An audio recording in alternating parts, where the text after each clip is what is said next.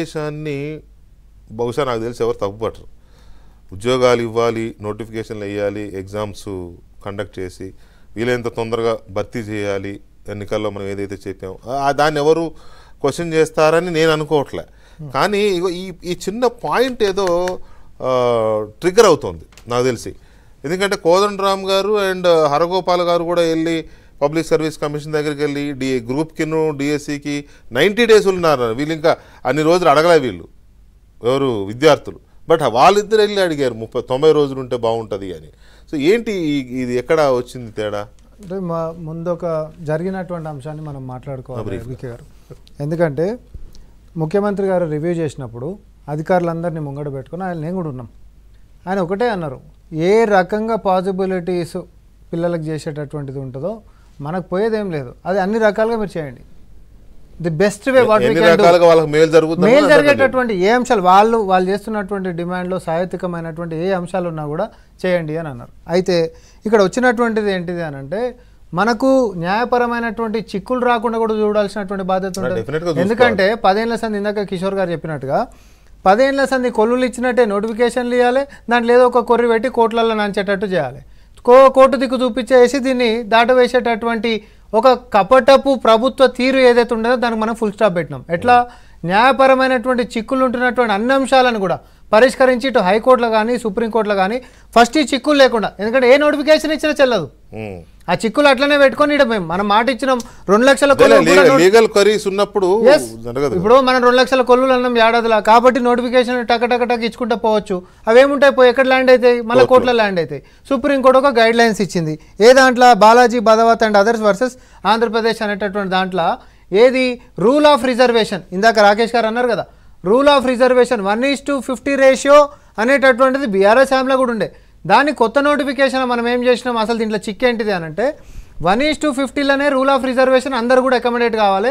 ఎందుకంటే 1:50లో ఫిల్ కానటువంటి వాళ్ళే బ్యాక్లాగ్ కిందకి పెండింగ్ పడిపోతున్నాయి, క్యారీ ఫార్వర్డ్ అయిపోతుంది. లాంగ్ బ్యాక్ నుంచి ఉంటున్నటువంటి ఇష్యూ. దాన్ని తెలంగాణ సర్కారు ముఖ్యమంత్రి రేవంత్ రెడ్డి గారు వచ్చిన తర్వాత పరిష్కారం చేసినాము. దాన్ని ఎట్లా చేసినాము, 1:50 రేషియో క్యాన్ బి ఎక్స్టెండెడ్. ఏది రూల్ ఆఫ్ రిజర్వేషన్ అనేటటువంటి అంశం. సపోజ్ ఒకదానికి 50 మందిని తీసుకున్నాం సార్, ఒక ఫిజికల్లీ హ్యాండిక్యాప్డ్కి సంబంధించింది, లేకపోతే హ్యాండిక్యాప్డ్కి సంబంధించినటువంటి కొలు ఉంది, దాంట్లో బ్లైండ్కి సంబంధించిన ఒక నిమిషం దానికి బ్లైండ్కి సంబంధించినటువంటిది కూడా ఒక కొలు ఉంది. మరి ఈ సెలెక్ట్ అయినటువంటి 1:50 అంటే ఎన్ని కొల్లులు వేసినాం సార్, 563 కొల్లులు వేసినాం. 563 కొల్లులకి రావాల్సింది 28,150. కానీ ఎస్ మనం తీసుకుంది 31,382. ఇది రాకేష్ గారు లేవనెత్తుతున్నటువంటి అంశం. 57 కరెక్ట్, 54 పాయింట్ చేంజ్ వస్తుంది, 55 చేంజ్ వస్తుంది. సరే అది క్రాస్ అవుతుంది, అది 100 అయినా రావచ్చు. ఆ ఆస్కారాన్ని మనం ఇచ్చినాం. సో దట్ ఏంటంటే బ్యాక్లాగ్స్ అనేది లేకుండా బ్యాక్వర్డ్ క్లాసెస్ అయినా, లేకపోతే హ్యాండిక్యాప్డ్ అయినా, స్పోర్ట్స్ కోటా అయినా, లేకపోతే రూల్ ఆఫ్ రిజర్వేషన్ ఏదైతే స్ట్రక్చర్ ఉందో టోటల్ అందరికీ కొలువులు ఇవ్వాల్సిందే. రాలేదు మెరిట్ లిస్ట్లో 1:50 కాబట్టి ఆ కారణం చూపించి బ్యాక్లాగ్ పోస్టులు పెట్టడానికి లేదుగా, వీళ్ళని ఫిల్ చేయాల్సిందే, వాళ్ళకి కొలువు ఇవ్వాల్సిందే. ఎవరికి లాభం సార్, అది పిల్లలకే కదా లాభం. ఒకవేళ మెరిట్ లిస్ట్లకు రాకపోయినా కిందికి పోతాం మనం, వీళ్ళు టికెట్ కిందికి పోయి మరి వాళ్ళ కొలువులు తీసుకొచ్చి ఇస్తున్నాము.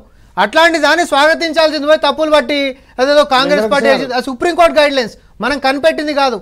నేను కేసు కూడా చెప్పిన ఇప్పుడు మీకు, దీన్ని పరిష్కరించినాం మనము. పోలీస్ దానికి సంబంధించింది కూడా హైకోర్టుకు పోయి మనం సెట్ సైడ్ చేసుకున్నాం, సారీ సుప్రీంకోర్టు. లీగల్ గా ఉంటున్నటువంటి అన్ని చిక్కులను కూడా పరిష్కరించుకుంటా కొలువుల జాతర లెక్క అనుకొని పిల్లలు మొత్తం సంతోషంగా ఉండాలి అనేటటువంటి అంశంతో కాంగ్రెస్ పార్టీ ఇచ్చింది. నిరుద్యోగులు మొత్తం కూడా సంతోషంగానే ఎవరు పరీక్షలకి సిద్ధమవుతుండ్రు. కొంతమంది 18వ తారీఖు పరీక్షలు ఉంటే కూడా. అయితే నేను ఒక విషయం అడుగుతా వికే గారు, డిఎస్సి పోస్ట్పోన్ చేయాలనేది ఒక డిమాండ్ ఉంది, గ్రూప్ 2 పోస్ట్పోన్ చేయాలనేది ఇంకో డిమాండ్ ఉంది. ఏది పోస్ట్పోన్ చేద్దాం, రెండు సైమల్టేనియస్ జరుగుతున్నాయి. కరెక్ట్ అవునా కదా? ఇప్పుడు ఇడుగుమంటేనేమో పాము కోపం, కరువుమంటేనేమో కప్ప కోపం.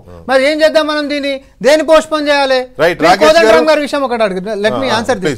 కోదండరామ్ గారి విషయం దేనికోసం ఆయన చెప్పిండు అని అంటే, ఒకవేళ ఆస్కారం అనేటటువంటి ఏదైనా ఉంటే గ్రూప్ 2కి సంబంధించిన టీజీపీఎస్సీకి పోయింది, అక్కడ డిఎస్సీ అడగనికి లేదు. సో టీజీపీఎస్సీకి పోయింది కాబట్టి గ్రూప్ 2కి సంబంధించినటువంటిది పోస్ట్పోన్మెంట్ ఏమైనా జరిగేది ఉంటే డిఎస్సీలో కూడా వచ్చేటటువంటి చిక్ ఏందో తెలుసా, ఇక్కడ ఎక్కడ వస్తుందంటే మొన్న పాస్ అయినటువంటి టెట్కి సంబంధించినటువంటి వాళ్ళు మాకు ఎక్కువ సమయం లేదంటారు. ముందు డిమాండ్ ఏముండే సార్, అంటే టెట్కి దానికి ఒకటే సిలబస్ ఉంటది కాబట్టి మేము కూడా రాసుకుంటాం అనేటటువంటిది ఒకటి ఉండే. ఇప్పుడు టెట్కి సంబంధించినటువంటి విధానం మనం ఏం చేసినాం, ప్రతి 6 నెలలకు ఒక టెట్ వస్తుంది. ఇప్పుడు జూన్లో వస్తుంది, డిసెంబర్లో వస్తుంది. రేపు పొద్దున ఇది పోస్ట్ పోన్ చేసినామని అనుకుందాం. మళ్ళీ స్థానిక ఎన్నికలు వచ్చి